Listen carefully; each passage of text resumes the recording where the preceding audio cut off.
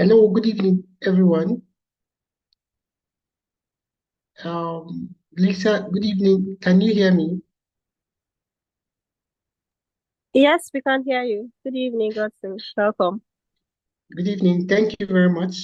Okay, good evening once again, everyone, and thank you for joining today's class. So today we're going to be looking at policy and advocacy and policy influencing.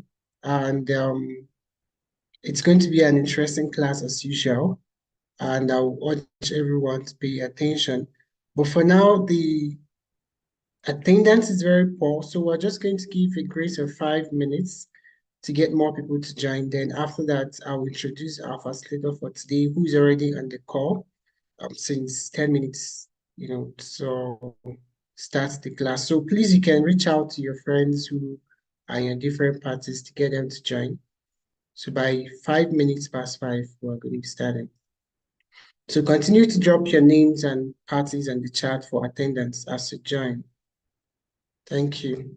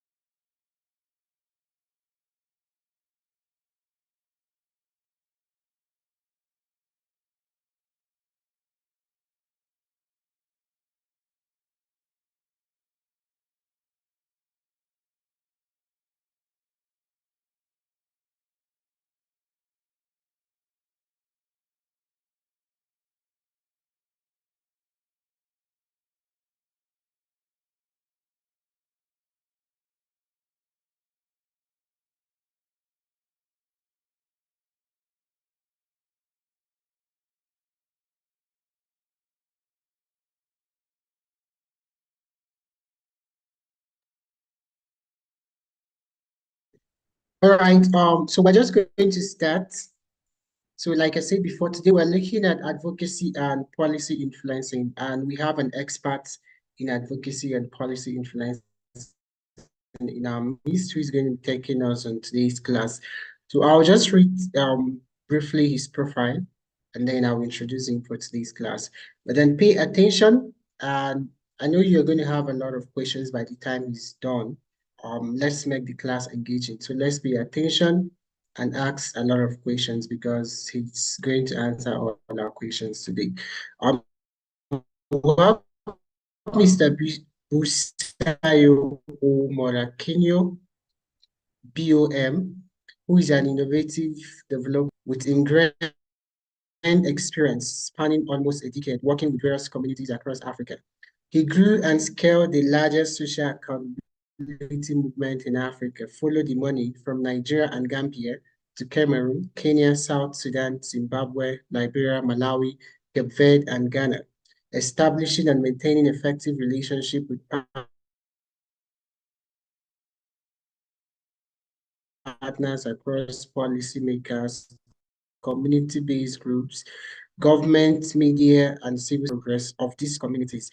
He is a disrupting age ideas on civic and GovTech is changing how social innovators view sustainability within the civic and government ecosystem. Along with being a two-time TEDx speaker, he has extensive experience in the areas of advocacy, campaigns, grassroots mobilization, citizen engagement, capacity building, civic technology, and research.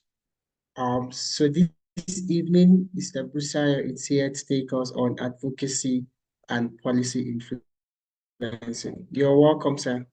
You have the floor now. Yeah, thank you. Thank you so much. Please, can you confirm if you can hear me? Yes, I can hear you loud and clear. Thank you so much, Godson. Thanks to the good people at the Electoral College. You guys are far too kind. It's it's always a pleasure to speak with every set, every batch at Polytracy, and I don't take it for granted. And even if I feel in so many kinds of ways currently, I have a flu, but that's not going to stop us. It's not going to stop us from rolling today. All right. Thanks once again, guys. I would just, excuse me, as much as possible, I want to ask for those of you who can who can turn on your videos. I may want you to turn on turn on your videos. That's if you can.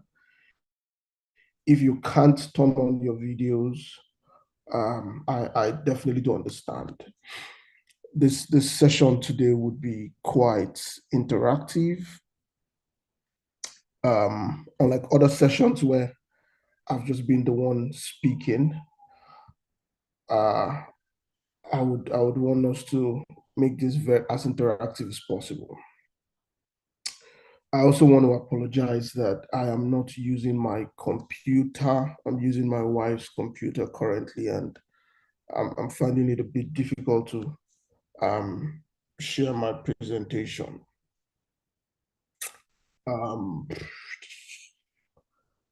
What do I do? Okay. I think I'm working it out. I think I'm working it out.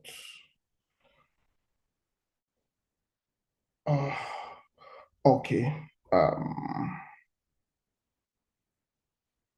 Just give me please guys, just give me a few minutes. I have to restart so that I can share my screen. So just give me a few minutes. Should have done this before we started. Sincere apologies, guys.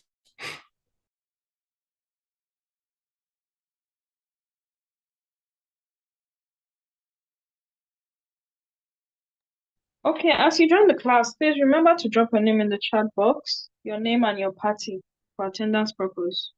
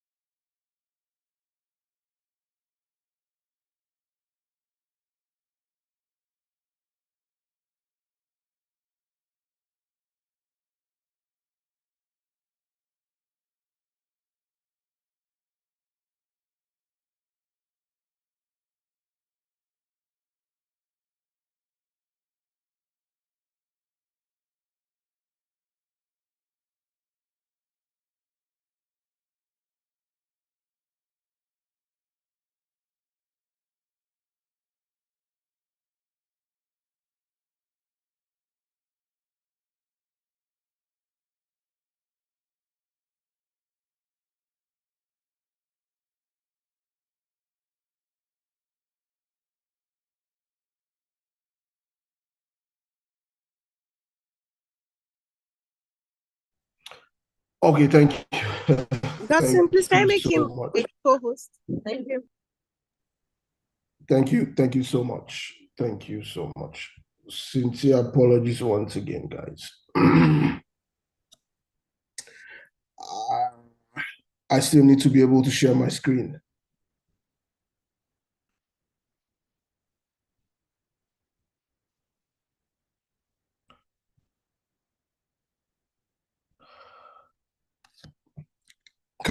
Can I be allowed to share my screen, please? Dotson, you have the host function. Please, can you make him a co-host? Okay, you can go ahead, sir. Yes, I just did that. So Okay, got you are a co-host now, so you can share. You're Yeah. far too kind. Thank you, good man. You're far too kind. All right. Let's get into this now.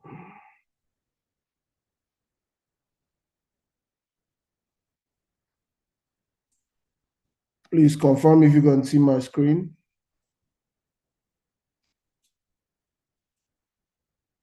Yes, we can. Can you confirm if you Yes, can? we can. Sure, we can. Thank you. Thank you. Thank you so much. Thank you so much. As much as possible, I'm going to try to make this session as practical as possible within the limited time we have. Because personally, I think the best way we can learn sometimes is by looking at current realities we're experiencing together. And so it's important that we start from a very critical point of this conversation. My name is Busayo, guys. I've done some interesting work around social accountability, community engagement, done some brilliant work around advocacy and policy influencing. I mean, I think I've been there, done that. I have a bit of understanding about engaging within the context of Nigeria and by extension Africa. And believe me, if I tell you that the difference between Nigeria and other African countries are quite infinitesimal. It's really little. And so if you can do this rightly, wherever you are, across your communities, across your states, across Nigeria, you can definitely do it anywhere. I also want to state that this is not something you just go through one time and you become perfect at it. Just like every skill, you have to consistently practice until you're able to become better, because we keep getting better every day. I myself, I'm still on a journey. I'm yet to see any advocate, who is there. All of us was still traveling a journey. And so it's important that when you have questions, if you cannot type the questions, write them down. I'm going to take as much questions as possible. We're also going to be using our chat box also. Unfortunately, I may not be able to see the chat box because of the display I have. So Godson, I think that's the correct name, Godson. You would help me. Help. Yeah, you would help me if there are any questions at any time. You can stop me. Okay. At any time if there are any questions. So let's quickly dive in. Yeah.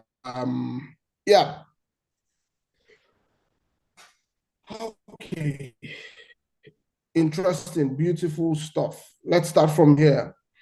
How many of us know what NSAS was or is? Anybody? You can unmute yourself. You can speak. NSAS. You can pick anyone. NSAS, revolution noun, and bad governance, and the big elephant in the room, treason. Anybody can go. Who's the first person who wants to take a go? NSAS. When you see NSAS, what does it remind you of? What does it tell you about?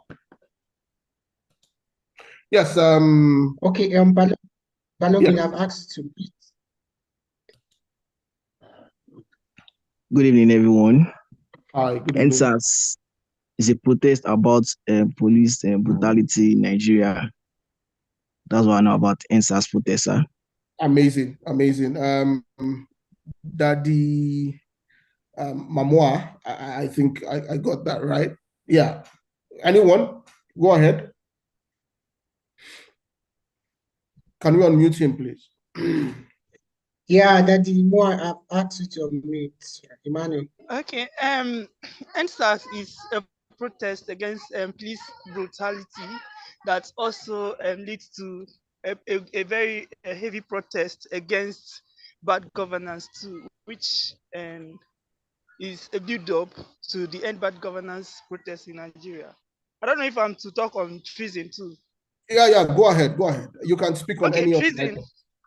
Okay, now treason is kind of offense against the state and is punishable by death. It's a criminal offense actually. And currently the end bad governance protest, the protesters currently are being tried for treasonable offense against the state because they said the federal government alleged that they are actually they actually committed the offense against them by um, the even the hashtag alone that the end bad governance protest is kind of a takeover, which is an offense, even provided for under the criminal and penal code of Nigeria. So Thank you, Emmanuel. Any other person wants to chip in? If I ask any other question, while we're waiting for other people to chip in, what do you guys think? He spoke about treason. Does it actually make sense? How did you feel when you started seeing conversations around treason? Probably from the end bad governance protest, the revolution now protest, the end bad governance protest. What came to your mind when you probably saw the government trying to charge people for treason? Anybody?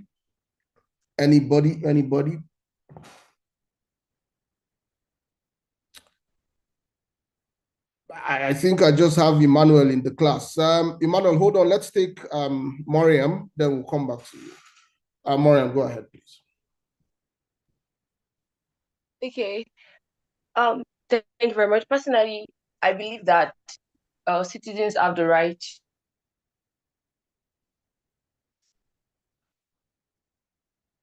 I can't. Citizen feels like there's government, they are right to actually question the government and protest in a reasonable manner and in a peaceful manner. But charging citizens for treason because they are protesting for what they think is wrong in a peaceful manner is actually a very bad idea. I think it's very, very wrong because treason is actually an act of being disloyal to your country or causing harm to your country in a way. So I don't think that action from the protesters warrants them to be charged for treason. Yeah, stay with me, Mariam. Don't leave. A follow-up question. What do you define as peaceful protest? What do you define as peaceful protest? Mariam?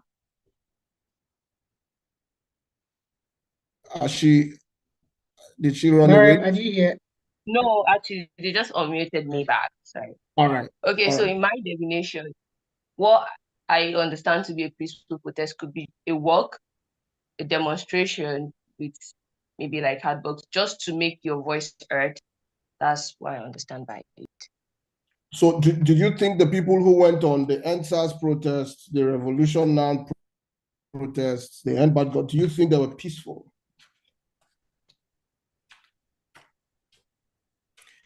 Please don't unmute Mariam. I just wanted to, don't mute her, please. Mariam, go ahead. Okay, so the one that I saw in my area, I was not part of, but the one that I saw was peaceful to a reasonable extent. It was peaceful. And I also learned that some were hijacked by other people, but the one I saw was peaceful. Which of the protests did you see? Was it the End Bad Governance or the End SARS? Which are you speaking about particularly? I'm speaking about the end bad governance. Okay, great. Thank you so much. Sheriff, let's have you. Emmanuel, just stay with me. I'm going to come back to you. You are our star boy for today. Sheriff, just stay with me. What are your thoughts, Sheriff? Yeah, good evening, sir. My Yes, thought good on the end, my thought on the end of protest and demonstration by youth um, for against police brutality, because ordinarily it is believed that that every citizen of Nigeria have to and they have right to demonstration, they have right to peaceful assembly, and this was believed to have happened, but on the other hand, we heard that they were not so peaceful about the protest, which led to police attacking them. Yeah, and that was what I believe about the EdSARS governors. And for treason, treason is an offense against the state. It is a criminal offense because it is a right and duty of every citizen of Nigeria to owe allegiance to Nigeria. We are dutiful and bound to respect the authority. So, when a violent protest emerges,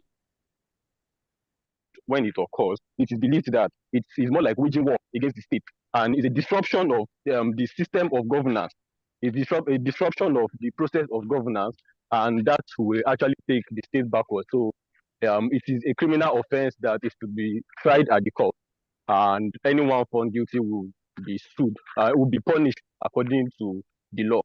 Thank you. Sheriff, stay with me. Don't leave. Don't leave yet. What do you mean when you say respect authority? What do you mean by respect authority? So do you mean that when the government comes out and say nobody can protest, citizens should respect that and not protest? Is that what you mean? No. That's not what I mean. Okay. When I say respect authority, ordinarily sovereignty belongs to the people. And in Nigeria, the system we practice in Nigeria is a system whereby we have a shared sovereignty. Because the moment we come out to demonstrate our right to franchise and elect people into political offices, we already share our sovereignty. We already share our sovereign power with them, and by that we are bound to respect them because we chose them to lead us um, edge the affairs of the country. So when I say respect those in authority, it is by respecting their decisions and yeah, just by respecting their decisions. Thank you. Stay with me. Last question for you. So what you mean is, in the last election, the current president won by I think 8 million plus votes. The next person I think should be around 7 million, and the third person in the election around 6 million, if I'm not mistaken, right? According to INEC and the Supreme Court. So that means that about 13 million people who didn't vote for the current government in power must be able to respect, the 6 million people who voted the government in power. And so whatever that government says must be respected and cannot be opposed. Is that what you're trying to say? Election. Yeah, the election that brought. Oh, sorry. Can you come again with your question? Yeah. Okay. So I said in the last elections, the current president won with about 8 million plus votes.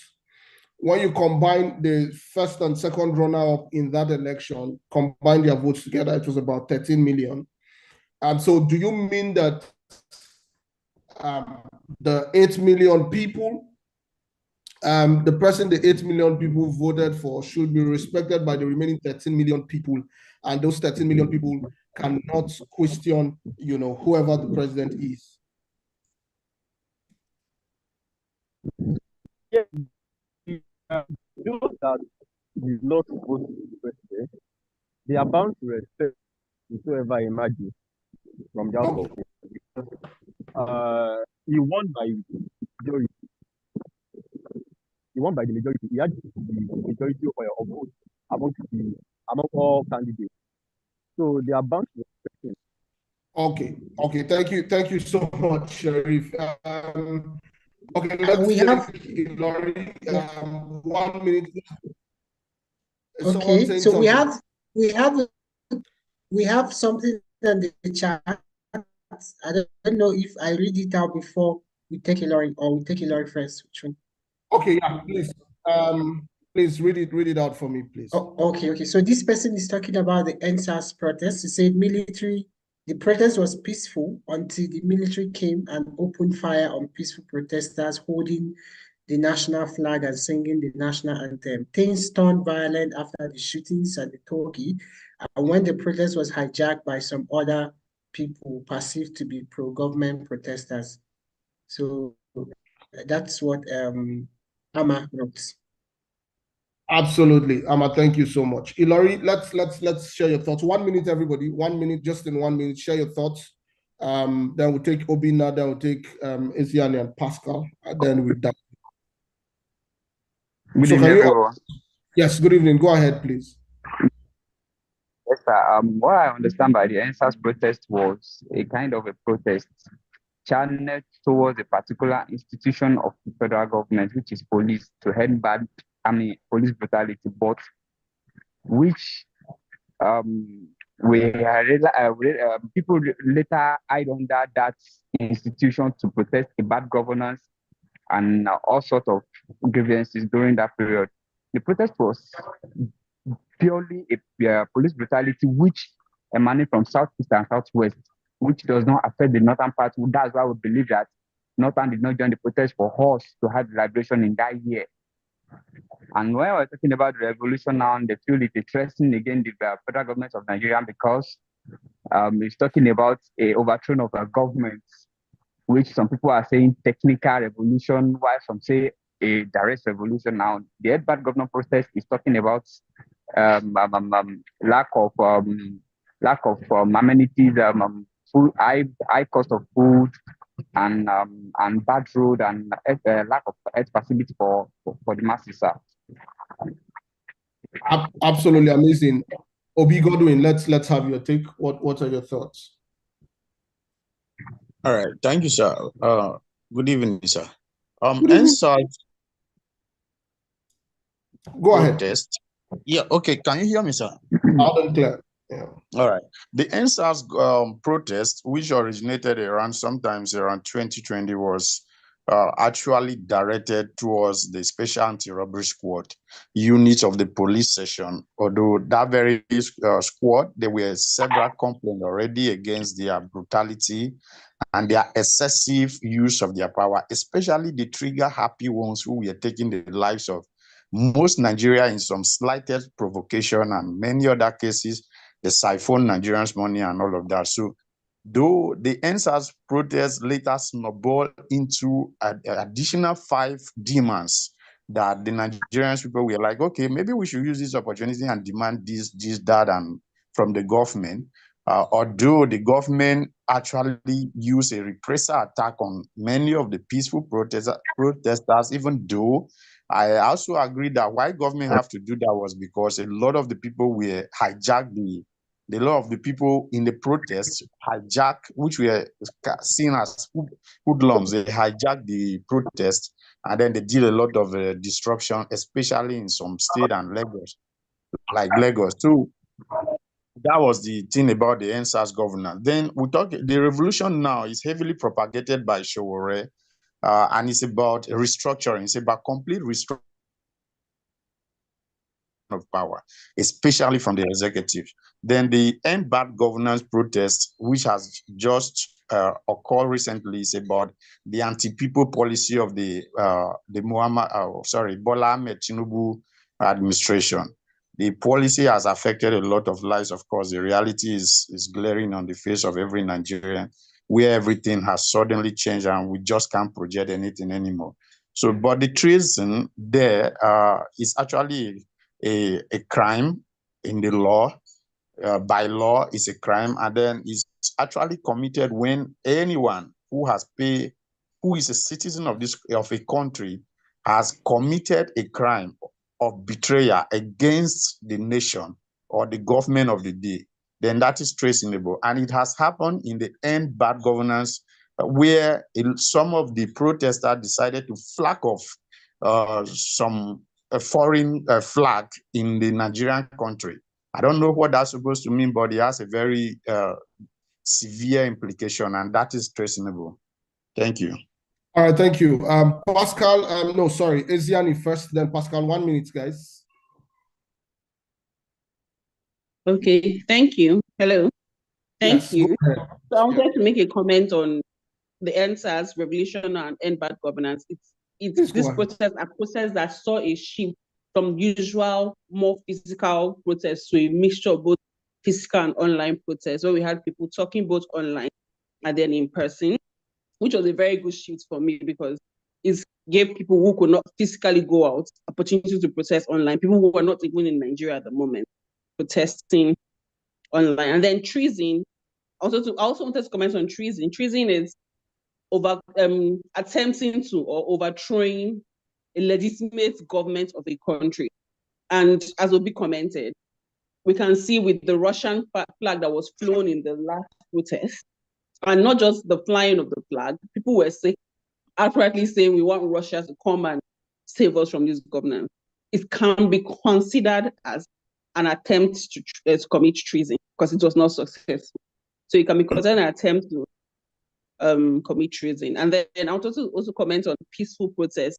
Peaceful protest is a protest where we don't have destruction of people, property, where there is no harm coming to people. So I consider a peaceful protest.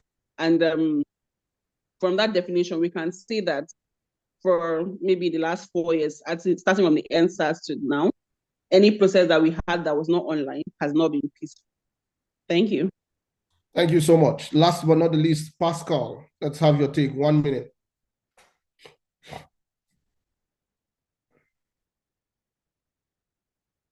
Pascal, are you there? Yeah, Pascal, I've asked you to unmute, so Okay. Can you hear me? Loud and clear. Hello? Okay. And my intake will be on the just concluded end bad governance that took effect from 1st of August to the 10th of August. Well, it was about the anti-people's policy of this present government. Of course, just like you rightly stated, the current president won that election with 7 point something million votes or 8 point something million votes thereabouts. And so we cannot say that he actually won that election going by the majority of the vote cast.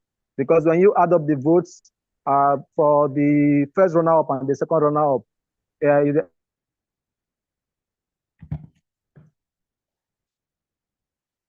Pascal, can't hear you. I think we lost him. So you can continue. We lost him. All right. I mean, brilliant. Oh, sorry, Emmanuel. 1 minute. Yeah, I remembered. Yeah, Emmanuel, 1 minute. Let's have a go finally. Then we'll dive in. 1 minute. All right, thank you very much, sir. I just want to comment on the issue of the end bad governance protest and the link between it and then the treason. Now, the one thing that we should know as a country is that Nigeria as a country has a law that actually guides them, and the fundamental existence of Nigeria is that it's built on a social contract. And when one party has failed to uphold to a particular contract, anything that happened, the party that actually failed will not take benefit out of the contract.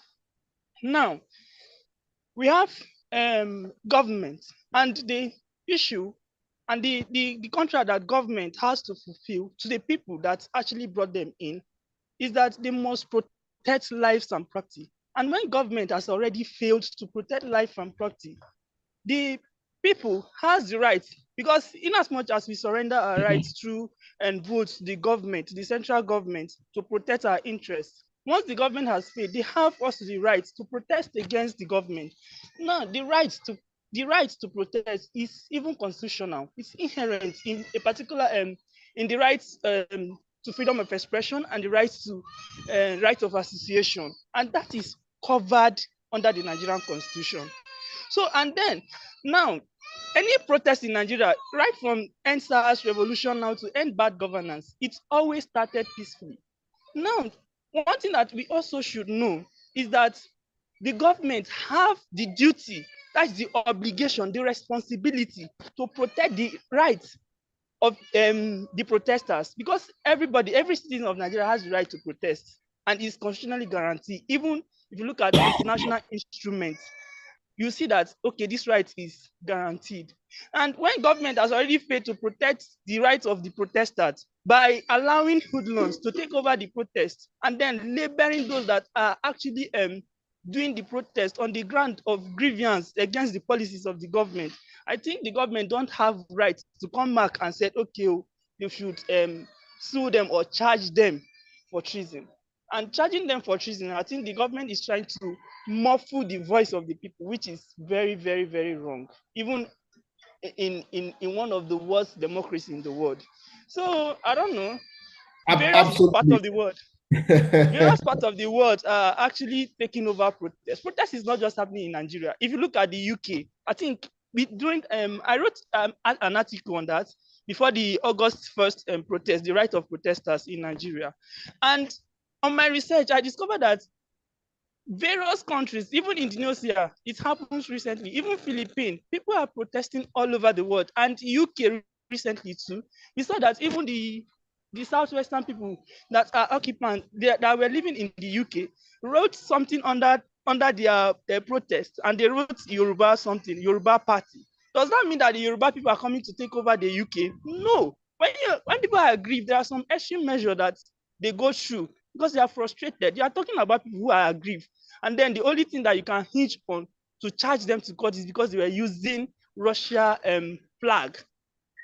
I don't know. It's something that it gives me headache sometimes, and I really don't like going deep. When people are saying that, I was actually annoyed to some extent. But we should also know that the protesters has rights to protest. And Thank you, sir. calm down your nerves, Emmanuel. Thank you for your submission. I thought every submission was brilliant, and I liked the fact that we all came from different perspectives. And I like the fact that some of the people who spoke about the causes of these hashtags we have, why people decided to go. I particularly liked the fact that someone pointed out the offline and online dimensions of this protest. I like the fact that we also established that protests are an unalienable right of every citizen within the confluence of a democracy. Even in the military regime, we have people who protested, right? Some people will tell you the current government in Nigeria was a serial protester. And when you talk about them being a serial protester, you probably want to go back to the Nadeco days, right? You probably want to go back to the elections in 1993 and the protests that erupted from that point. You probably want to go to the Occupy Nigeria protest. How many of us remember Occupy Nigeria protest? You probably want to go to the Save Nigerian group. Okay, Save Nigerian group was the ones who did Occupy Nigeria. You remember the fuel subsidy protest of 2012? I mean, every institution, every democracy, has experienced various levels of protest. I mean, Emmanuel was on point when he spoke about, Bangladesh has been in some kind of very interesting, crazy protests. Hong Kong had been in protest. Countries globally, the UK, was in a protest. Any country, in Saudi Arabia, women protested that they needed to have the right to drive. They protested they needed to have the right to vote, right? And so we are all in agreement that protests are a legitimate way of expressing people's dissatisfaction about situations that they do not find interesting, especially when it has to deal with the social contract between government and the people. And I thought that was brilliant. And I like the dimensions of treason. It's quite interesting that we still have some sort of a military hangover up until the protest, the Revolution Now protest that happened after the Buhari's second term in office. that Sore led. It was a little bit alien to hear the word treason. It wasn't popular to hear the word treason until Sore was arrested, and the government charged him for treason, and for so many years, the case didn't go anywhere. You just realize that the government was just trying to gag dissenting voices. I also like the fact, and I appreciate the fact that you guys were open enough, to express yourselves, which is beautiful. And I mean, when you have intellectual conversations like this, it's for me, it's always beautiful. I see what Amma wrote. Is the federal government failing Nigerians? How else do we hold government accountable for failing to fulfill their obligations to the people when all institutions are under control? I like this. You're referring to state capture. Brilliant. That's what we're experiencing. Some people say we're experiencing in the country currently. So let's dig into advocacy. You see how all of this conversation ties in. I have so many definitions, but I'm just going to stick to the best definition for me, but you can always pick any definition you want from my slide. So advocacy is challenging those in authority to make decisions and change policies, programs, and plans in such a way that they are fair, equitable, and favor the disadvantaged and powerless people in the community. This definition of advocacy: picture the end bad governance protest, picture what is happening now in Nigeria. There was a need for people to challenge those in authority to make the right decisions, because the current decisions of the government, seemed or sounds anti-people. Petrol is about between 800, 900 to about $1,200. Dollar is probably about 1.7. Pounds is probably at 2,200 euros, way more than that. It's a big problem. A decision, brought us to this place, and that decision was subsidy is gone. How many of you remember that famous speech by a great philosopher when he was inaugurated as president? He came up to say subsidy is gone. But a few months down the line, we realized that the government is still paying subsidies and all of those drama that happens, right? So people went out to say, we have a policy agenda, right? And that policy agenda was quite simple. Revert back to, let us be able to afford petroleum products, right? That was why people were on the street. So it's safe to say that everyone who has protested at various points in our nation's history, are protesting or were protesting because, there were policies, or there are policies and programs, that were not just fair and equitable. For example, some of you would agree with me that one of the biggest challenges of the Nigerian state at this moment is the fact that government says, you guys must manage, you guys must, do all of those interesting management, but the government is buying a brand new yacht. The president feels like the car of the former president is not good enough, so he buys an Escalade, right? A bulletproof Escalade. President feels that a jet that is 19 years old. I don't know how many of you know about aviation, but there was a time in Nigeria before EP started bringing its planes that the youngest plane in Nigeria was a plane that was manufactured in, I think, 1997 or 1998 or 1999. In fact, for a long time, we didn't have any commercial airplane, that was made in the 2000s, until when we began to have new airlines and EPIs, started expanding. So a presidential jet that is 19 years of a plane is just like the plane is just starting to get used.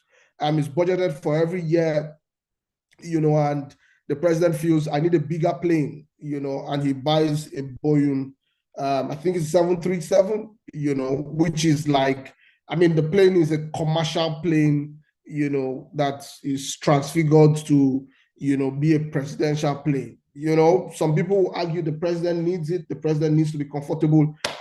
Whatever part of the divide you guys are, I'm just trying to say to you that people advocate when, they feel like the government is not feeling their pulse, right? And most times the advocacies that happens not because you are directly affected, but because people around you, the people who are disadvantaged, the people who are powerless, the people who cannot go online to tweet, the people who have been beaten, battered, brutalized by poverty, needs that level of support. So I mean, this is saying speaking up or drawing the attention of communities about an issue. The first definition is speaking about you engaging government, policymakers. This definition is talking about drawing the attention of the community. So let me shock you. There are a whole lot of people in Nigeria who does not understand the problems of governance in Nigeria, right? So advocacy also could be you not just speaking to the government, but speaking to community, right? Having public debates. In my experience, in my work, I've seen that a whole lot of communities do not understand the dangers, or do not understand the challenges of failed government policies. They do not understand. They just want to go to the farm, or they just want to just want to live life, so they don't talk about it, right? Some of them do not trust government, so that distrust, happens within the system. Advocacy is also taking action so that those in position of power of responsibility change their negative attitude. How many of you want the Nigerian government to change its negative attitude? I think everybody, has a handshake on that, no matter the political party you are supporting. But for me, this is the biggest definition of advocacy because, like I said, advocacy is a science. It's scientific. Advocacy is both science and art. And when I say it's both science and art, what I mean is, you define science as a systemic process, right? Of doing things or changing things, systemic process. Advocacy also takes that form. So when you develop proactive strategies and tactics aimed at building power, right? Somebody will ask me, what kind of power are you talking about? I'm talking about clouds. I'm talking about your ability to be able to speak about an issue. Let me give you an example. For so many years, there are things that I had been talking about from my own experience and my work, on my social media handles, and people, practically, were scared for me, instead of them to try to understand where I was coming from. And there are few people, after, for example, after the End SARS protest, that became very vocal on social media. And we were having a conversation one time, and someone said to me, which was very funny, he says to me, but this is what you've been talking about. And I say, yes, I've been talking about it. But you see, what I didn't do was that I didn't build a cloud that was strong enough for more people to resonate with what I was saying. So when people begin to say those same things, it's not like people have not spoken about it before, but they probably just have a larger following on social media, than I do have, right? So when you begin to develop these proactive strategies and tactics aimed at building the power, the clout and energy of community members, profiling them, giving them platforms to speak for themselves, you're doing the good work of an advocate. So someone will ask me, when do you think, is the right time we can do this thing you are calling advocacy? I have some here. When there's a blockage in our program, right? When there's a blockage in our program. So what this means is, for example, we come together and say the government must send, ensure that all children must go to school. And we have back and forth with various government agencies, and we finally decided and have a handshake. And after about a few months in, the government, seems to, forget the agreement, the conversations they've had.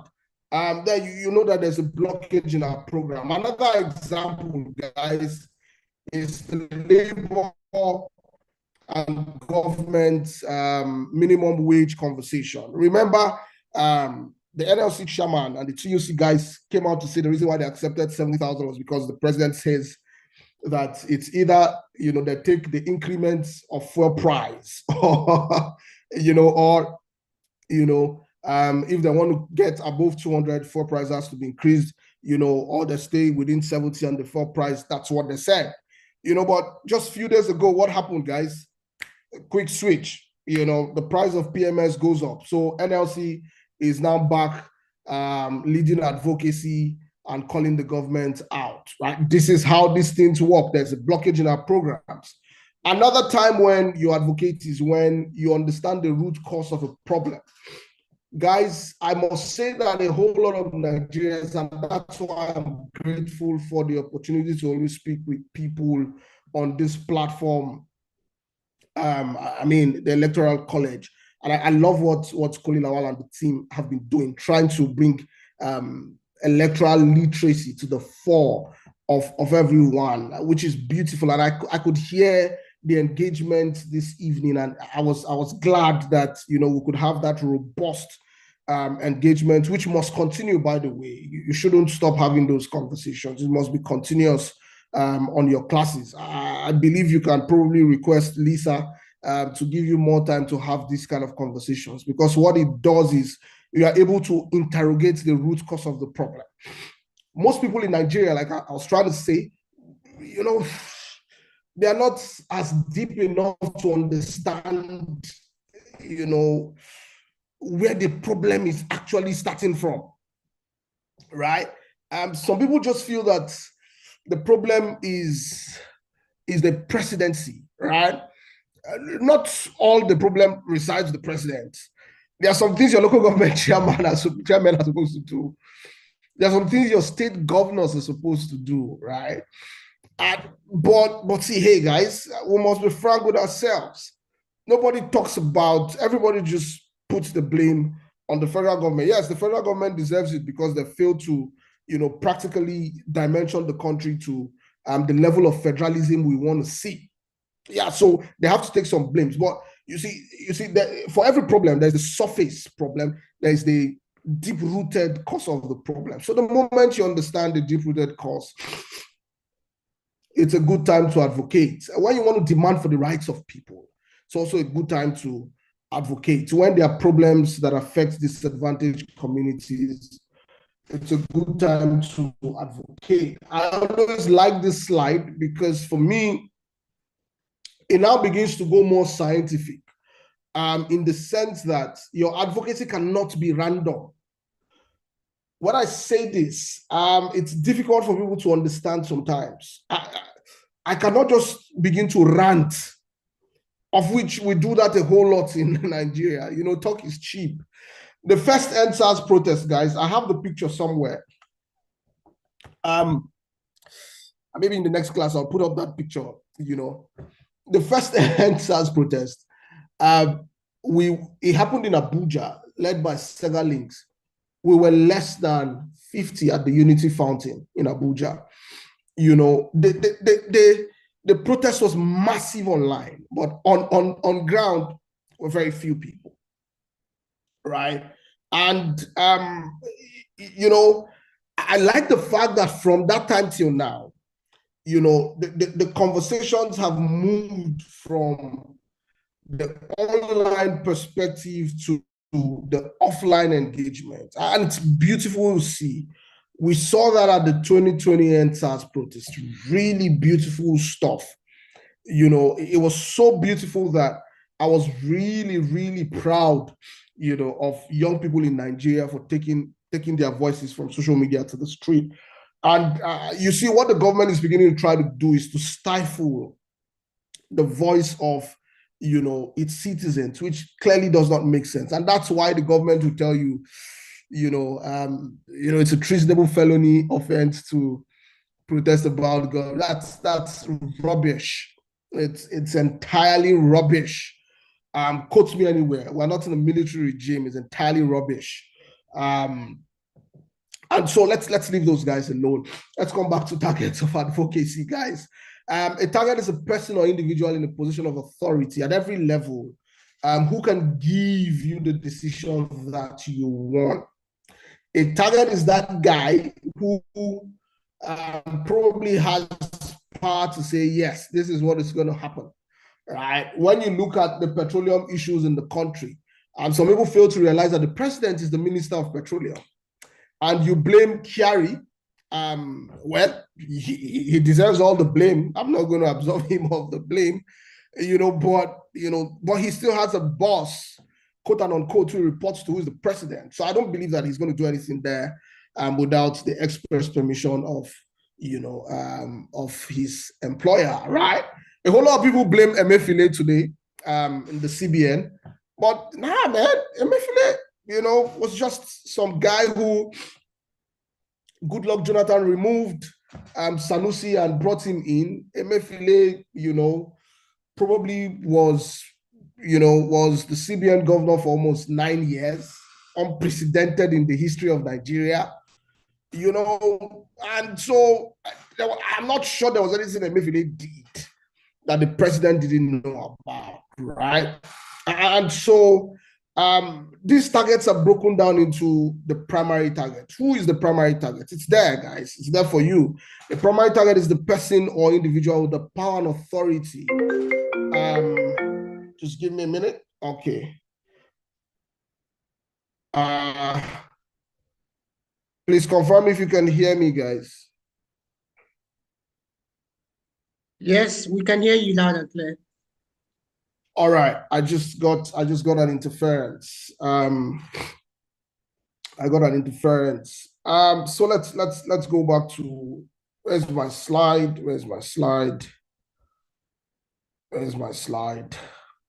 Yeah, so the primary target is that person who is, the prima facie, the main guy, who can make decisions, that fits into your narrative, that fits into what you're talking about, that fits into, so for example, if the president of the Federal Republic of Nigeria today, comes up and says that, if he comes up and says that, okay, guys, I've heard you. I'm no longer, I understand the plight of the citizens of the Federal Republic. So we're going to do something about fuel price. You know that it utmostly, the decision rests in the coffers of that guy, of the person we call, the president. But there's another interesting set of people that we try to overlook. The people who are called the secondary target. These are the guys who may not be the ultimate decision maker, right? But they have influence over the persons, who make these decisions. So I always tell this story in my work. I've been able to engage a whole lot of secondary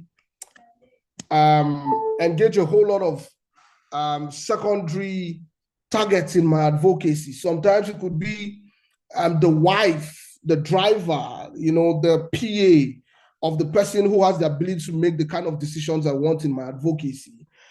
So not every advocacy actually has to get you on the street, right? So I understand when some people say that. So there's been this very funny conversation around celebrities coming out to protest, right? And I like that conversation so much because people think that for every protest, people need to come out on the streets to protest. Absolutely not. Some people would have to protest in the boardroom.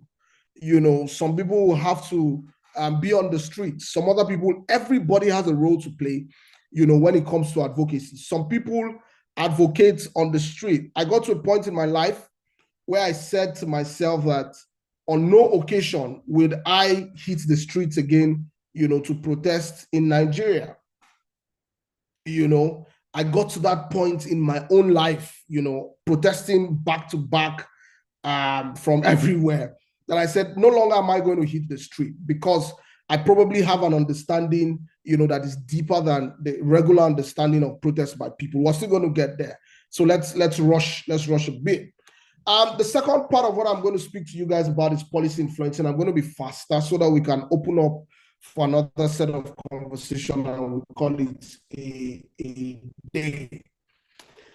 The difference between advocacy and policy influencing is not too large, but there's a significant difference. And I try to say this to people, that the moment you are able to come up with a deliberate and systemic process of influencing the policies, the practices and the behaviors of your different target stakeholders that are moving, is not advocacy in the definition of advocacy, but you are influencing government policies, right? Now, let me tell you the difference here.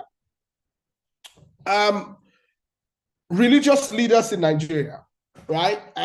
In the last protest, which was very beautiful to see, where people were calling out various religious leaders, were calling out pastors, imams, traditional rulers, and all of those interesting stuff. I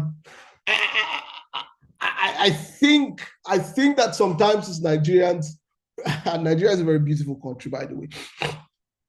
I think people expect traditional rulers to call out the president, right? And to say, Mr. President, you have to do this, you have to do this, if not, God will punish you. Some people expect elder statesmen, to come out and call out, the president, right? Guys, see, whether we like it or not, right, it's not going to happen. It's not going to happen. It's never going to happen, right? And it's not because, so for example, right, with all my work in advocacy, if I become a traditional ruler today, God forbid, right, you would never hear me come to the media and say that, the president is a crazy guy, you should get out of there. I would never say that, right? The reason is because the more people get clout and power, the less, I'm careful to say this, guys, I'm careful to say this, but I'm going to be as real as possible, the less their abilities to express themselves in the same way they have probably expressed themselves before. And so policy influencing now comes in at that point where I may not come out on the street and call out the president, but I am going to be able to meet with the president one-on-one, and I would say to the president, people are suffering on the street. These policies can be better. These policies can be changed in this way. It can be done in this way, right? So though policy influencing is a subsect of advocacy, policy influencing is more strategic. Policy influencing has the highest amount of clout. It has the highest amount of power play, right? Not everybody is going to go on the street, guys, but there are people who have the ears of the president, have the ears of the governor, have the ears of a traditional ruler, and they can be able to speak to them and say, this policy of yours, cannot fly. It's bound to fail because of X, Y, Z, right? And so policy influencing, like I said in this definition, this is the only definition I'm going to touch because of our time, is the deliberate and systemic process of influencing the policies, right? It's bigger than you just being on the street. It's bigger than you just tweeting. It's bigger than you just talking.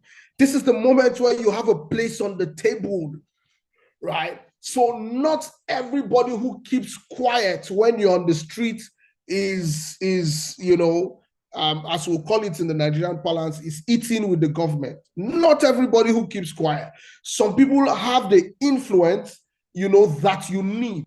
Understanding that when we go out for a mission, everybody must collaborate together. And when I talk about everybody, I mean everybody. Those on the streets, those online, those in the boardrooms. Remember, I talked about the boardrooms. Those guys in the private sector, that have the power and the clout. Somebody is going to be quick to say to me, what has been happening to Dangote? I mean, Dangote became an advocate, so it affected his business, right?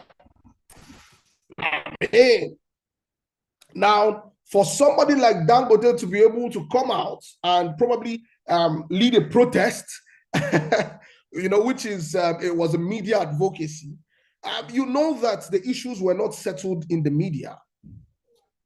There had to be a meeting. There had to be a back-end conversation, right?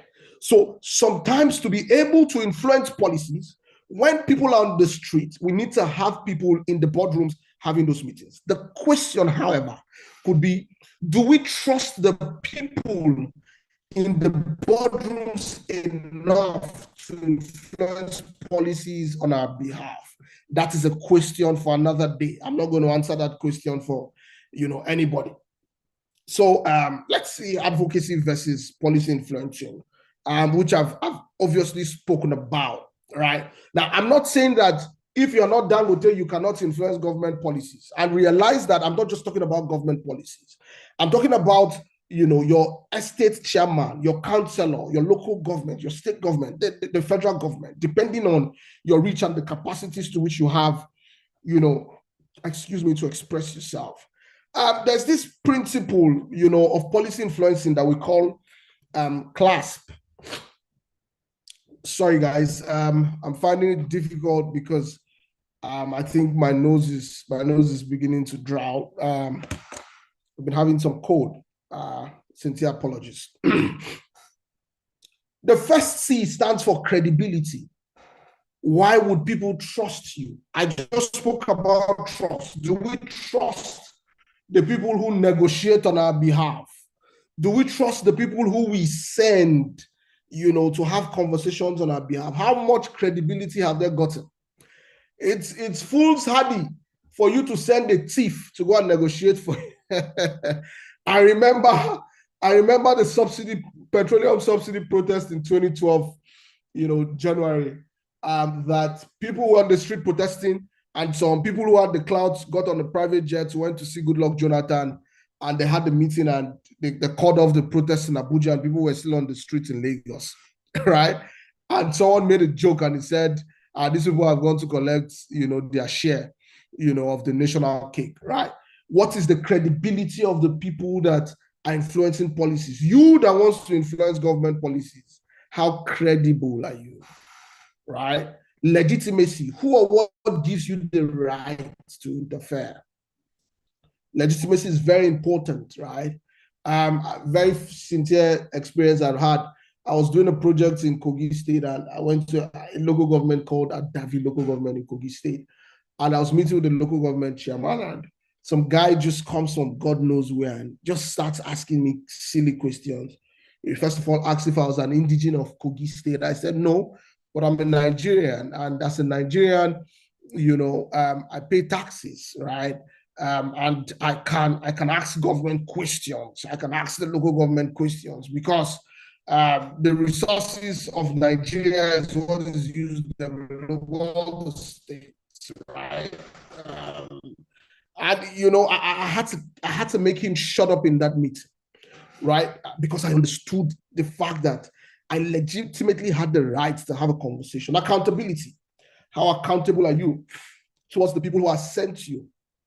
So when we look at our parliament today, the people we send to the parliament, how accountable are they? How transparent are they? Because those people are the people who are supposed to actually do the job of influencing government policies. Because, you can even call them, you can call the executive policy makers, right? But the people who checks the policy makers are supposed to be the parliamentarians. But unfortunately, we're seeing them, pad the budgets and, do very silly things across the country, which is a shame, by the way.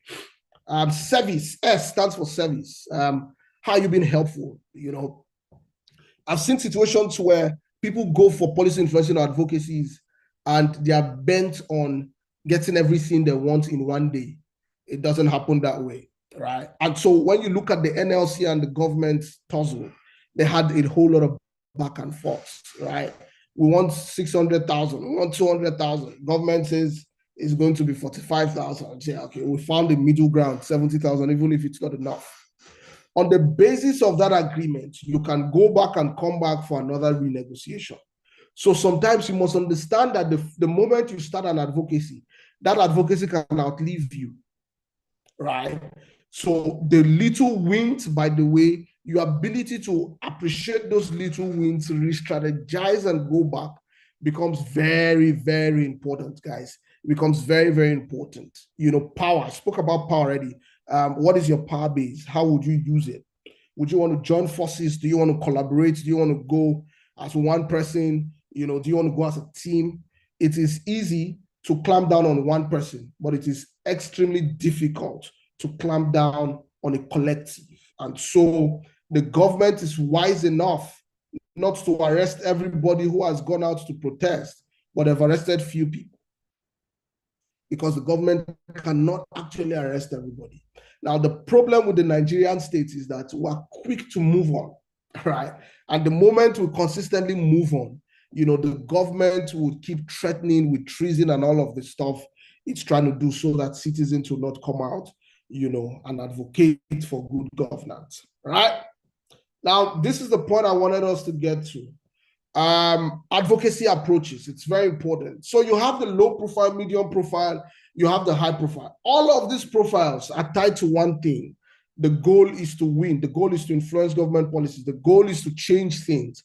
The goal is to speak for the marginalized people, right? Excuse me.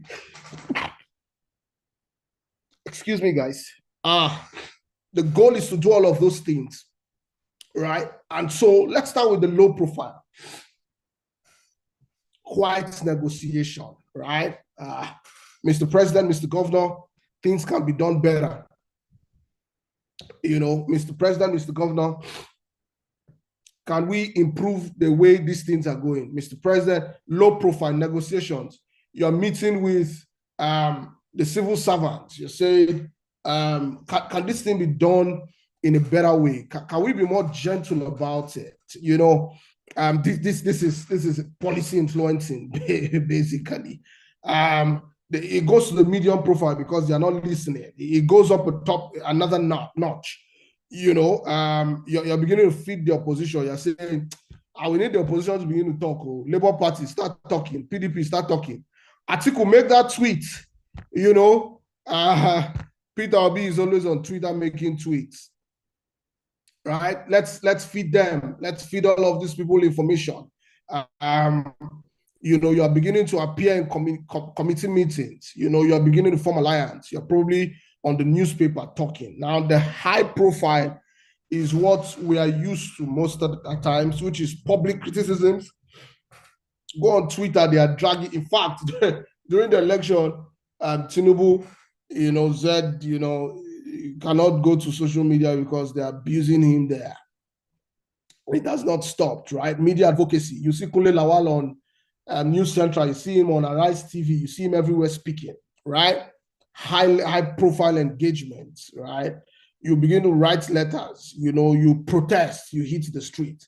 Now, this is the right time where I tell you that protest, guys, for me, is part of the lowest levels of engagement.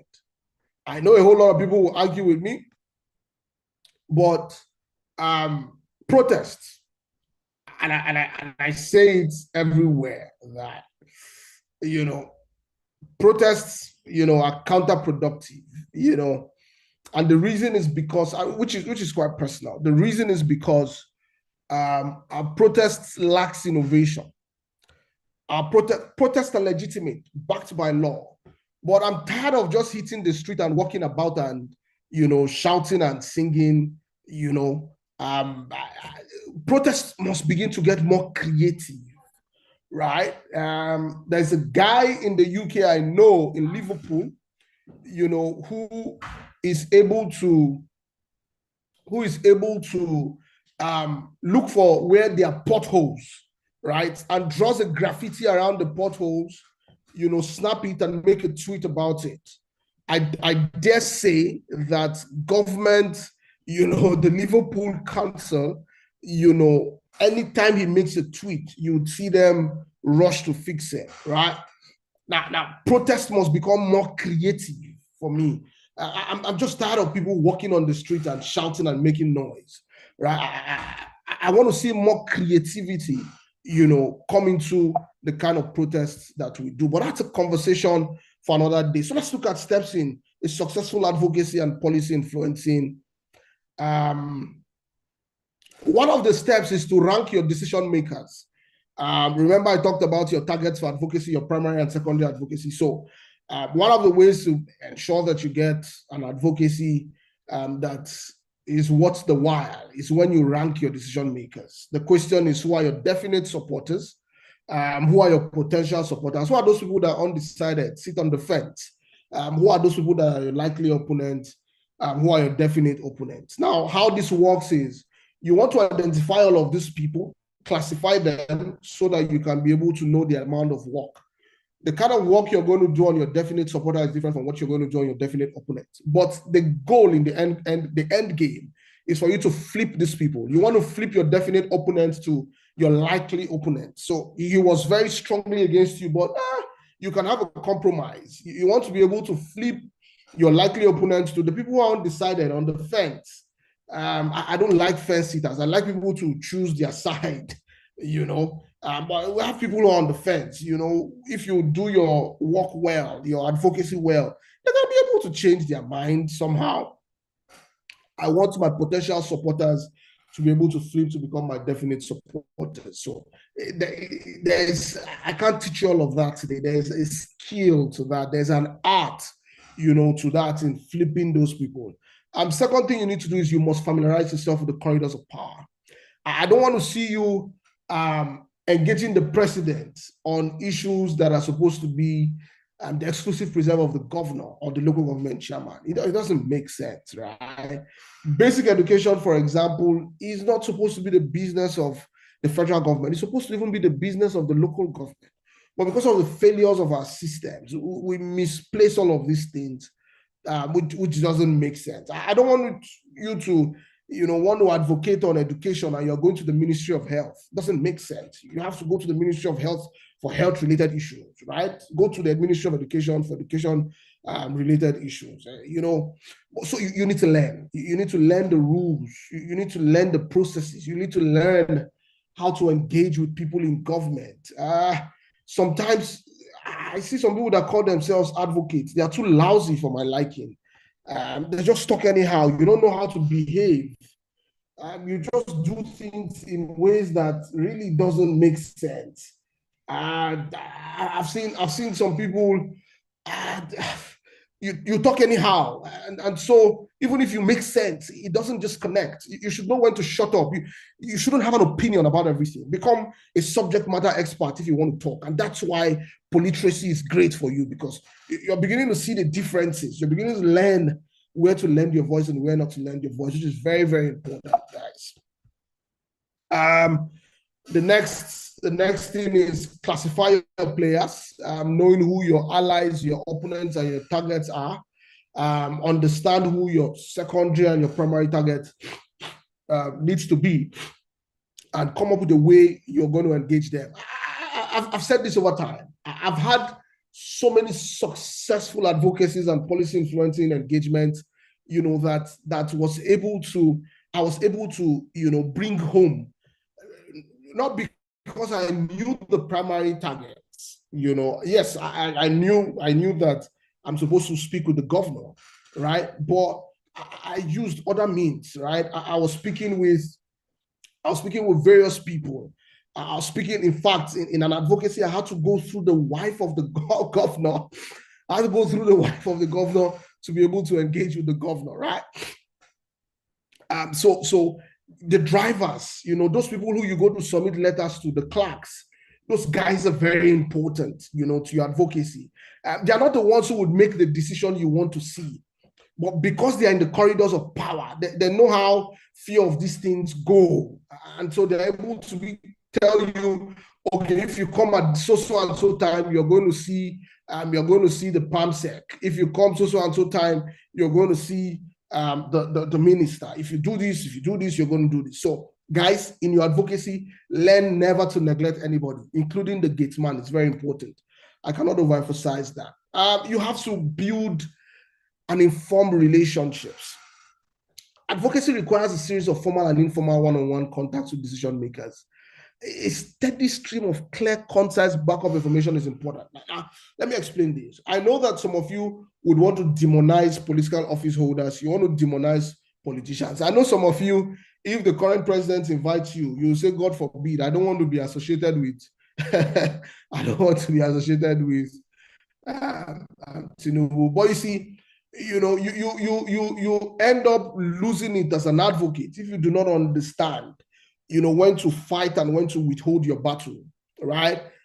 Whether you like it or not, the intention is for you to go back to the table and have conversation. So you don't block the door. You don't put a limit to yourself, right? So I may not like the way you do things, but because you have something I need, I'm going to maintain a certain level of relationship. So, and it's going to be mutual in the fact that that I don't like you, right? But I have to meet with you and we have to have these conversations, right? So I deal with you in mutual respect. It's a skill. It comes with that. In fact, emotional intelligence plays a big role when it comes to building relationships, right? And I think this should be the last thing I'll talk about.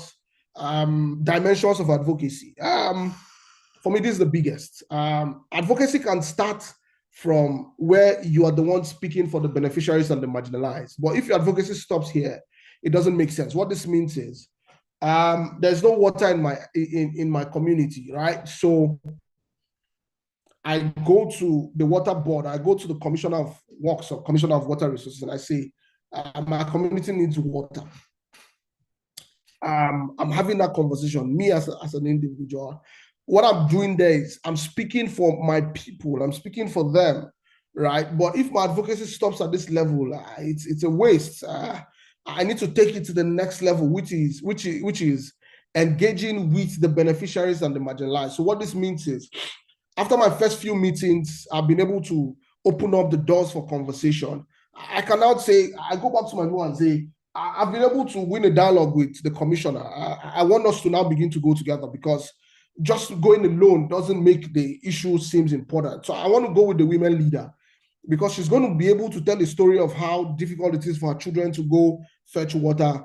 I'm going to go with the school principal, who says because children have to go very far distances, they come to school late. I want to be able to go with various community stakeholders. The reason is because I want them to be able to be a part of the process. And I want them to be able to learn, because I'm not always going to be there. The school teacher is not always going to be there.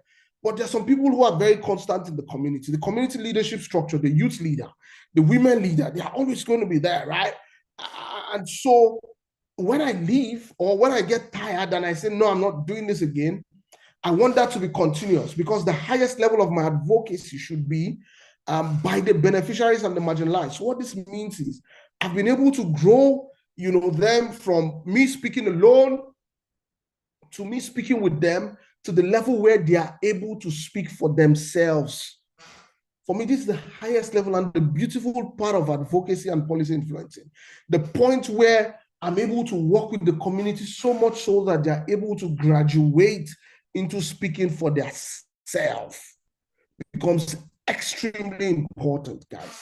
Becomes extremely, extremely important. I cannot overemphasize this point, right? I said that was the last slide, but I'll just run through this. What does successful advocacy look like? You have to have tools. The media, the radio, research is very important. You remember we said a good time to advocate is when you understand the root cause of the issue. There's no how you can understand the root cause of the issue without first going to do your research. You must be, you must have knowledge about what you're talking about. If not, you just go there and embarrass yourself. I've been at meetings where I've seen people engage and I just laugh. We had a meeting with the World Bank and we brought some civil society guys, and there was this guy who was just speaking rubbish. I just asked myself, could you try to shut up sometime? I couldn't just understand, how, he could be, so loud and didn't understand the issue. So research is important. You don't want to embarrass yourself. When you meet these stakeholders, they expect you to communicate at the highest level. The next thing is mobilizing and campaigning. You must be able to mobilize people. We cannot overemphasize that also. Your ability to easily mobilize people to get on the field, to engage is extremely important. Information dissemination. I don't know how many of you know budgets. Have you been seeing what budget is doing with the budget currently? Tweeting about frivolous items on the budget. If you've not done that, you can check them out on social media. They're doing a beautiful job. They're putting it in the faces of people. People are beginning to have conversations and seeing the frivolous items in the budget. It's very beautiful. Information dissemination, yes, budget is doing that. Monitoring and evaluation is important.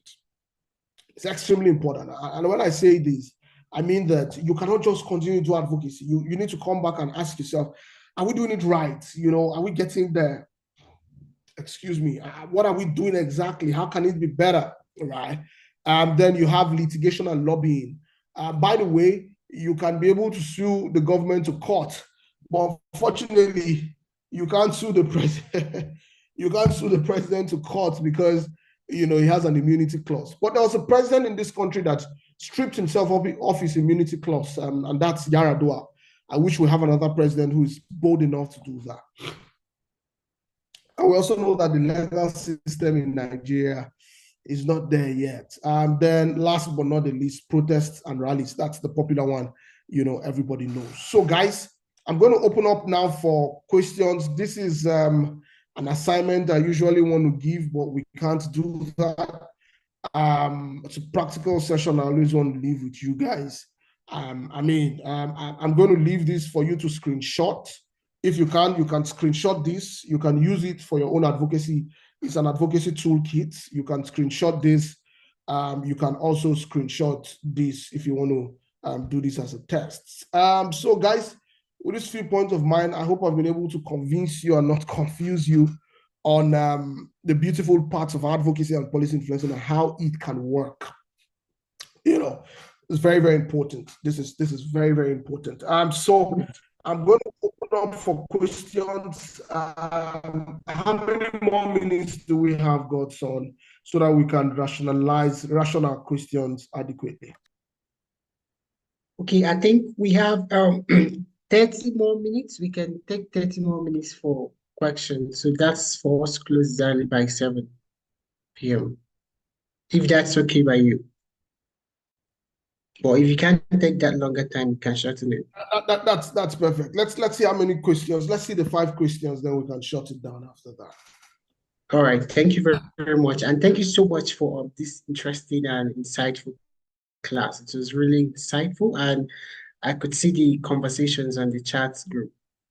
So Obi, okay, Daddy Emmanuel, please just go straight to the point, okay? I know you might want to explain the question, but just go straight to the point so that we can get other people to ask questions. I've asked you to unmute now. Okay.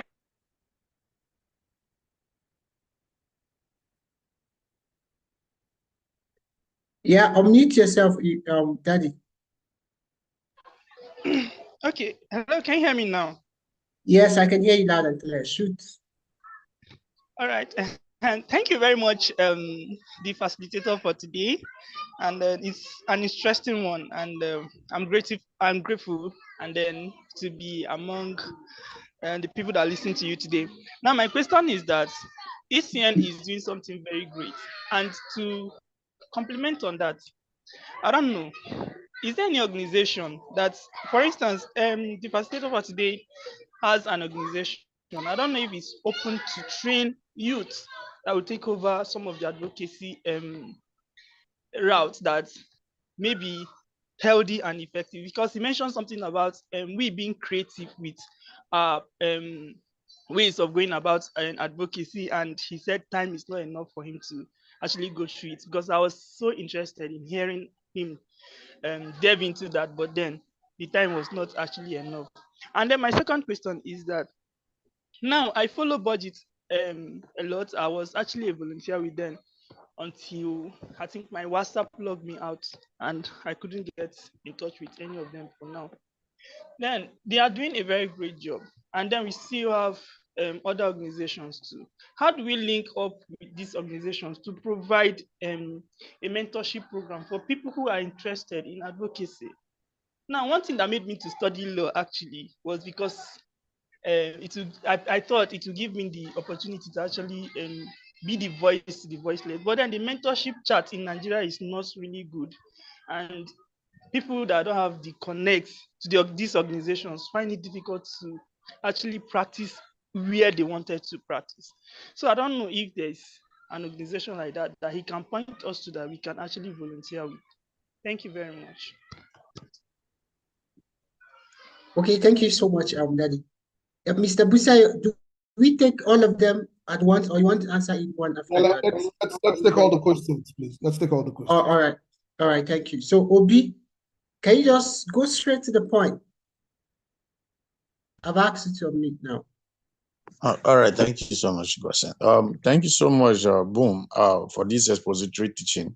I want to ask you a question for one of the, okay, during the teaching, you mentioned something like, okay, not everybody have to be on the road to protest, where you try to set an instance where some people might have to be in the boardroom, some people might do other sort of protesting, which does not necessarily need to be seen on the street. And then you said something about yourself that it comes to a point where you decided not to go, you think about it and said like, okay, I don't have to go to the street to protest anymore. Does it mean Boom has an attention of the boardroom? Well, whenever he wants to protest, does he have an attention of the authority that he needs at any time he wants, regardless of what level this protest is directed towards? My second question is, at the end of the day, are you encouraging every one of us here who has attended this electoral college, where our minds have been stylishly decolonized from the indolent mindset that we used to have? Because some of us, like me, I personally would like to be an advocate. I have always been agitating on my own level of understanding. Do you think you can do you have a platform where you can boost us, just like the last speaker asked? You have a platform where you can boost our interest? Because I do realize that there are a lot of things that we need to call the government attention to every day because of the bad policies that they have. Thank you. Okay, thank you so much, Obi. Chiamaka, I'm coming to you now. Go straight to the point. I've asked you to unmute. Okay. Hello, thank you, Busayo, for this class. Thank you for taking us through this. I have a reaction and then a question. My first reaction comes to that it's important for us to find different ways to advocate, which is something that I talk about. And one of the persons I admire the most is the late Wangari Maathai from Kenya, who, she was a very big advocate. And one of her biggest ways of advocating is that she wrote letters. The woman could write. She wrote hundreds of letters in her lifetime. And, and she could make changes through the fact that she brought the attention of international organizations to issues happening in Kenya. So that's one of the ways I wanted to bring up. And then you mentioned, and you encouraged us to try and be advocates in different ways. But in my little experience and in my lifetime, it's hard to advocate as an individual. There's little difference you can make, and it's exhausting. I don't think we talk enough about the mental exhaustion of trying to advocate. You get exhausted and you're carrying matter will not be your own on your head. So I would like for you, one, to help us talk about a bit about that sector of exhaustion and how to go on, and then how to get a community of people around you who see the vision that you see and who want to go the direction that you're going. Thank you. Thank you so much, Chiamaka. Balogun, Go straight to the point. I've asked you to unmute.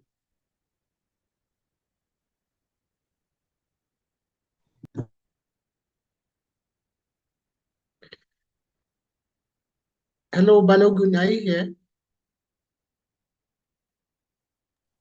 Can you hear me, sir? Yes, I can hear you loud and clear. Shoot.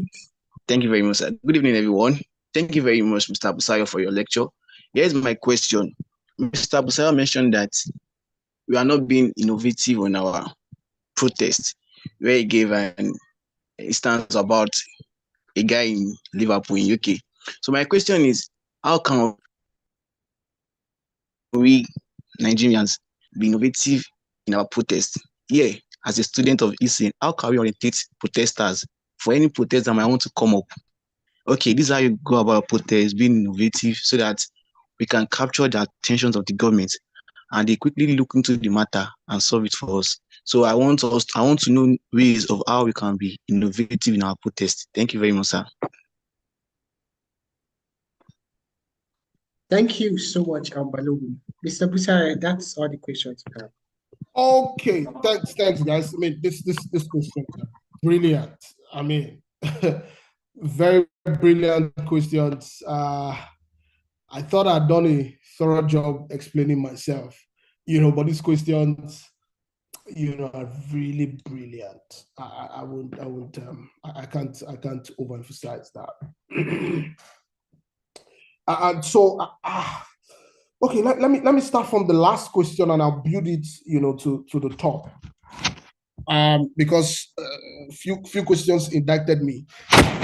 So I have to defend myself now. Just kidding. I'm not defending myself. I'll just speak freely from my own reality. How can we be innovative? I own a company now called Civa Labs.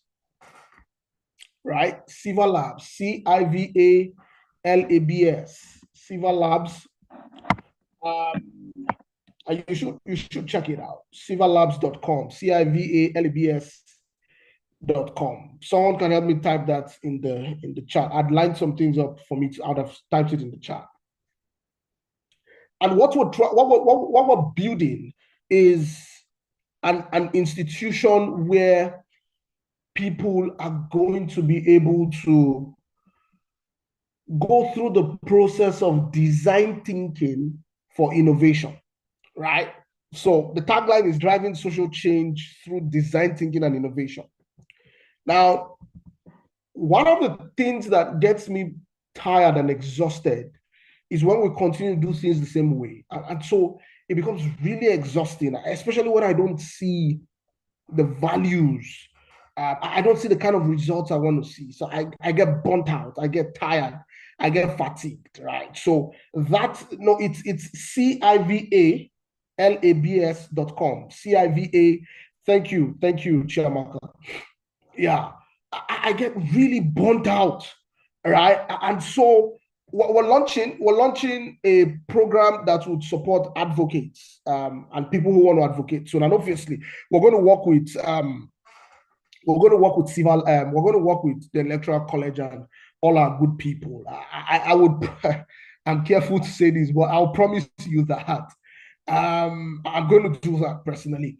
And the reason why I struggle a whole lot, and guys, I actually shut down my effective advocacy work in 2022. And the reason why I did was because I was fatigued. I was burnt out. I was practically burnt out. And the reason why I still come to the platform of the Electoral College is because of the respect I have for our Oga Kunle Lawal, right? And he knows that's the only reason, and the fact that Lisa would always send me, emails 3 months, before my session. And this is the only place I teach what I teach. This is the only place you would find me teach practically.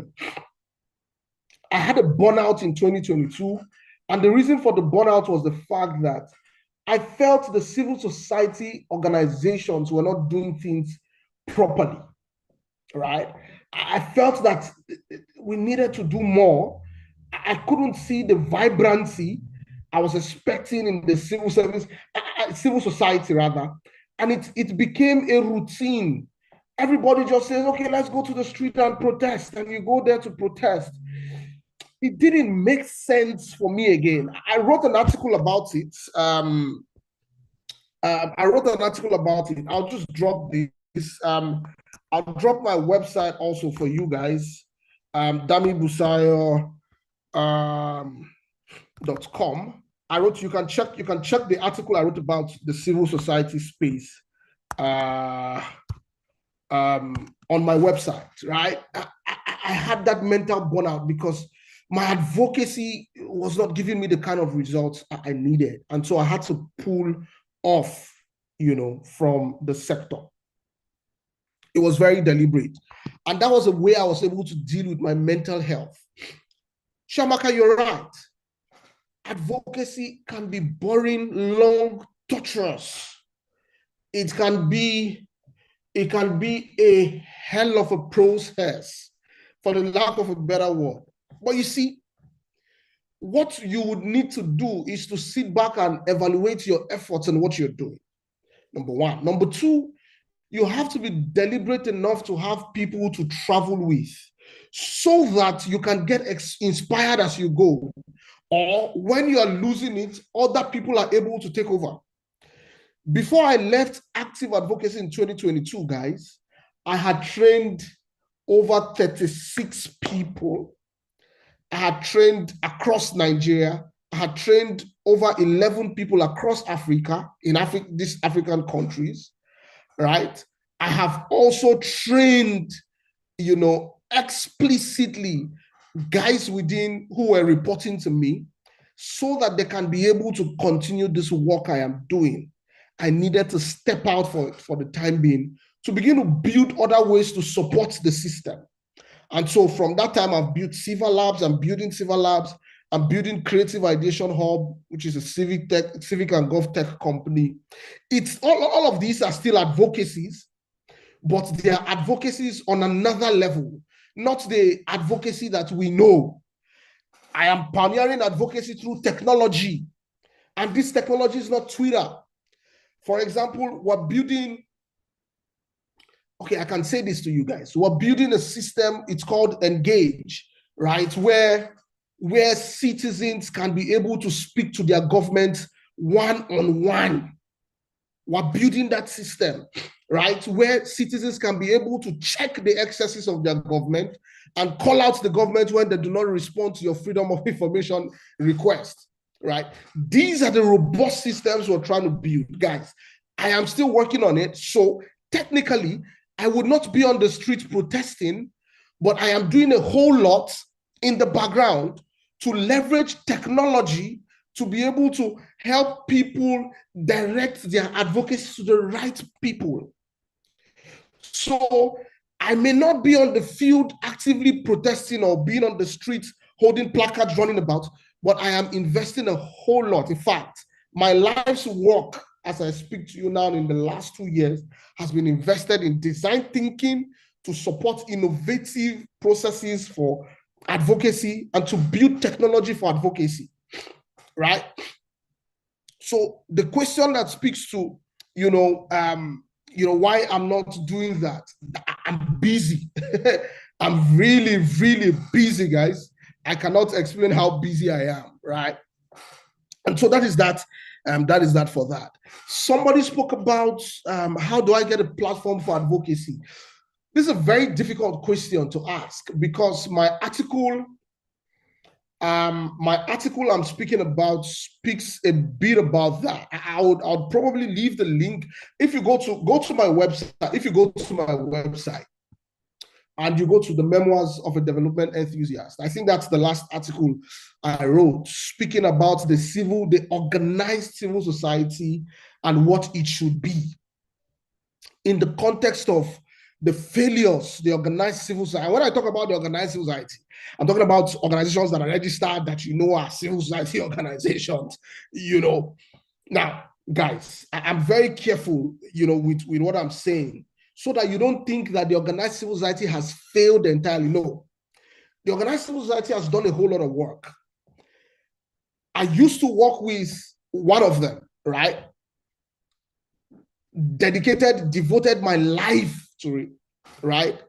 But there are still some things that I think should be done that are not done. And I know the reason why. Now, imagine if budgets, for example, brings all of you and say, okay, because you want to be advocates, come and join us. And for the first 3 months, budget is not able to pay you. You will definitely leave, because the civil society space, the organized civil society, has been seen as a means of employment. It is not that that is wrong in itself. It is just that the moment will become very structured, it now begins to feel like a company. And the moment it begins to feel like a company, you can hire and fire. Now, the moment you can hire and fire, you and I will begin to ask the question, what am I doing with my life here if I'm not going to get paid? How would I, come to the office if you're not going to be paying me?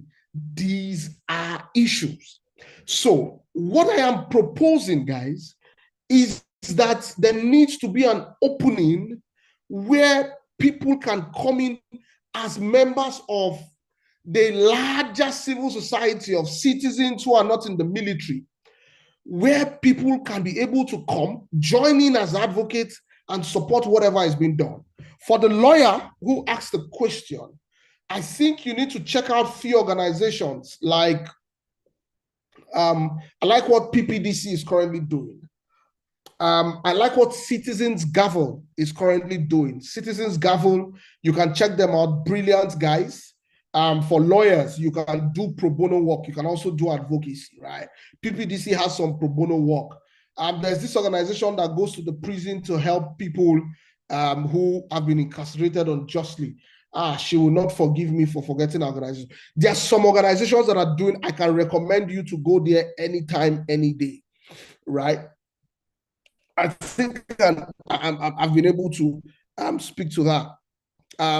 In terms of mentorship, mentorship is also not easy. I will state this, mentorship is not easy. For the life of me, I don't have anybody who I call a mentee. I don't like it because I feel I still need mentorship myself. That's my style, guys. That's my style, right? But I know that there are going to be people who will need support. And that's why I said, we're building something already.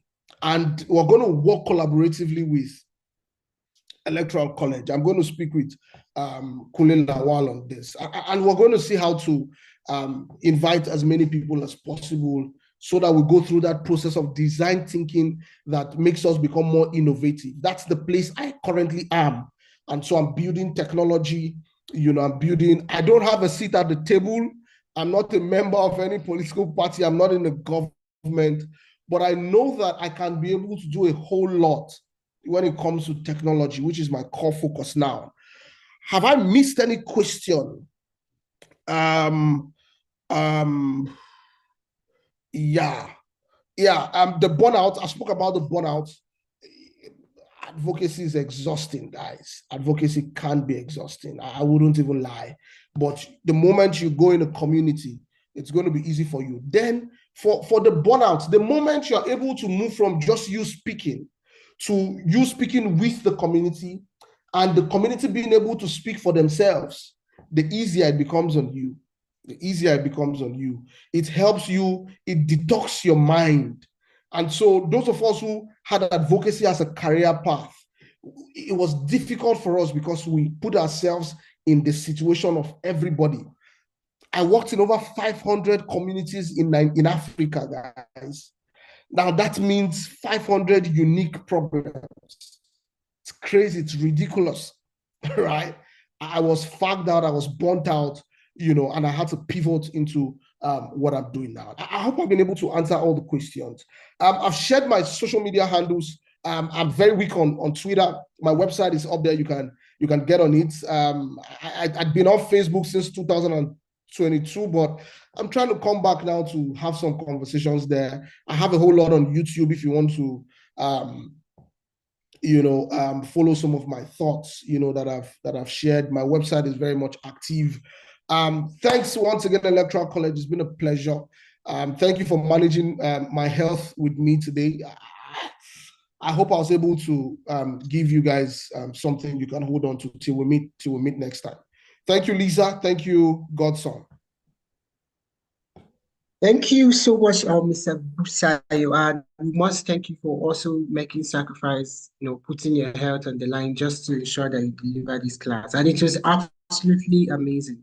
Thank you so much, and we look forward to seeing you next time in the next cohort. So guys, the links are there. You can check him out on his website, social media handles, and then connect to more of his stores to get more insights and ideas. Lisa, I don't know if there's anything that you want to say. No, none. Hold on, Godson. All right, thank you so much. So guys, thank you so much. We've come to the end of today's class. We look forward to another section tomorrow, same time. From here, it's a good night and have a wonderful weekend.